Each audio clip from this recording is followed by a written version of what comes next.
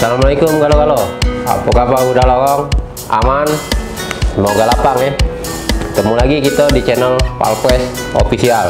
Semoga channel ini selalu memberikan informasi yang bermanfaat. Oke, tak perlu nunggu lama, simak sampai habis biar kita tidak salah paham.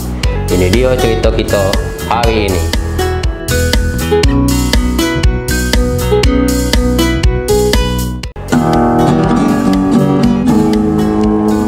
Perdagangan manusia, terutama anak-anak dan perempuan, masih terus terjadi.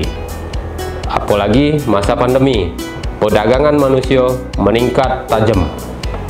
Indonesia masih ada di lingkaran kejahatan perdagangan manusia, melibatkan kekerasan maupun eksploitasi seksual terhadap anak. Bisa dikatakan pidana perdagangan orang itu kalau ada unsur rekrutmen, pengangkutan, penampungan, pengiriman, pemindahan, atau penerimaan seseorang yang dilakukan dengan ancaman, penggunaan kekuasaan, bentuk pemaksaan, cak penculikan atau penipuan, adanya pemberian atau penerimaan pembayaran, ada persetujuan secara sadar antara dua pihak dengan tujuan eksploitasi. Eksploitasi pelacuran, kerja paksa, perbudakan, dan ngambil organ tubuh. Semakin lama para pelaku melakukannya dengan cara untuk ambil keuntungan dari anak dan perempuan. Cak adopsi palsu, tipu daya, alasan balas budi, sampai nawaga langsung para korban untuk direkrut. Apa penyebab terjadinya perdagangan anak? Salah satunya kemiskinan, pengen cepat kaya, punya barang bagus. Yang kedua, kecepatan kawin. Baru-baru ini ada dua kasus yang mencuat soal perdagangan manusia. Yang pertama, Nopianti, cewek 18 tahun ini sempat hilang 7 hari, tapi syukurlah akhirnya bisa balik ditemukan dalam keadaan selamat. Yang kedua, penjualan bayi yang dilakukan oleh ibunya dewek dan diadopsi oleh pasangan suami istri dari daerah Oku Selatan. Kali ini kita coba bahas soal adopsi. Banyak pasangan yang sudah nikah tahunan tapi belum punya anak. Salah satu solusinya kalau pengen punya anak adalah adopsi. Tapi adopsi itu ada cara dan aturan. Kalau niat kita baik, tulus, ikhlas untuk nolong atas nama kasihan, tapi tidak melo aturan, sisip dikit kita bisa terbuang. Nah, kira-kira apa syarat dan aturannya? Syarat untuk adopsi, yang pertama, sehat jasmani dan rohani, ya berarti tidak gila. Yang kedua, berusia paling rendah 30 tahun dan paling tinggi 50 tahun. Yang ketiga, beragama yang sama dengan agama calon anak yang kita adopsi. Yang keempat, terbukti berkelakuan baik dan tidak pernah dihukum karena tindak kejahatan. Yang kelima, sudah menikah minimal 5 tahun. Yang keenam, bukan merupakan pasangan sesama jenis. Nah, ini yang agak kusut nih. Nah, yang ketujuh, tidak atau belum mempunyai anak. Kalaupun punya anak, dia memiliki cuma satu anak. Terus memiliki keadaan ekonomi dan sosial yang mampu. Mak mana nak ngidupi anak kalau dia tidak mampu. Dan mendapat persetujuan anak dan izin tertulis dari orang tua atau wali anak yang pengen kita adopsi.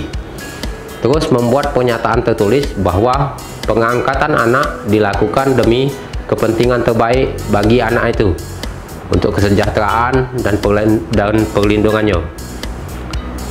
Yang ke-11, terdapat laporan sosial dari pekerja sosial setempat. Terus dia sudah mengasuh calon anak angkat tersebut minimal 6 bulan. Jadi semacam pelatihan lah, ngasuh dulu 6 bulan. Dan yang terakhir, ada izin menteri atau kepala instansi sosial. Selain wong tua, calon anak angkat juga harus memenuhi persyaratan ya, untuk diadopsi.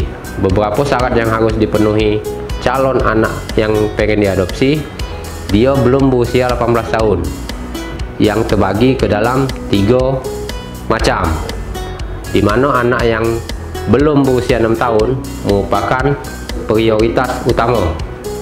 Terus anak berusia 6-12 tahun diadopsi sepanjang ada alasan mendadak, dan anak berusia 12-18 tahun diadopsi karena anak itu memerlukan perlindungan khusus. Yang kedua, anak terlantar atau yang ditelantarkan. Yang ketiga, anak dalam asuhan keluarga atau dalam lembaga pengasuhan anak. Dan yang keempat, anak memerlukan perlindungan. Dan kalau asal-usul anak tersebut tidak diketahui agamanya, maka disesuaikan dengan agama mayoritas penduduk setempat. Jadi, kita penuhi dulu syarat-syarat itu supaya bisa mengikuti tata cara adopsi anak yang sudah ditetapkan pemerintah.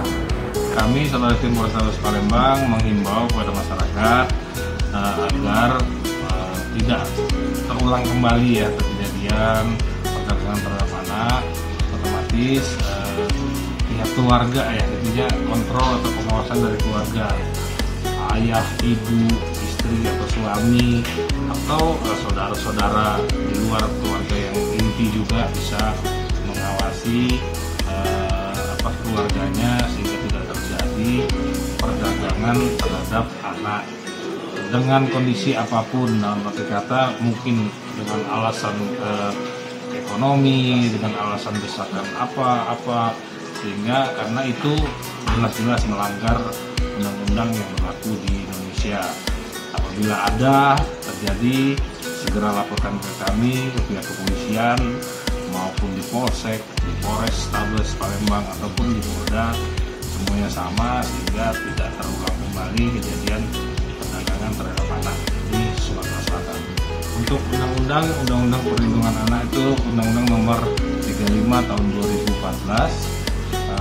Ancaman yang jelas yang paling maksimal itu ya, di pasal kayak tadi 76 huruf F itu ancamannya minimal 3 tahun. Jadi udah pasti kena dia 3 tahun karena udah minimal, nggak boleh lagi di bawah. Maksimalnya 15 tahun. Nah, jadi hukuman yang akan dia jalani antara 3 tahun sampai 15 tahun. Bisa kena 5, 6, 7, pokoknya nggak boleh di bawah 3 tahun. Sehingga sudah sangat jelas bisa kita lakukan penahanan. Kalau untuk di Palembang ini rentan nggak sih Bang kira-kira ada kasus yang seperti ini? Sangat rentan kalau namanya untuk ibu kota, provinsi ya, ibu kota yang maju dengan beragam masyarakat, otomatis sangat rentan terjadinya hal-hal yang sama. Saya harapkan tidak terulang kembali dan tidak terjadi. Kalaupun terjadi, kita cepat bisa antisipasi dan kita proses secara hukum yang berlaku. Oke coy, jadilah dulu cerita kita hari ini. Untuk budak lorong, jangan buat kerok. Tempat kita aman dimulai dari kamu. Tetap jadi orang baik dan terus berbuat baik. Cak mana baik keadaannya, jangan nyemelo, mulut sama hati dijaga. Wassalamualaikum warahmatullahi wabarakatuh. Salam budak lorong.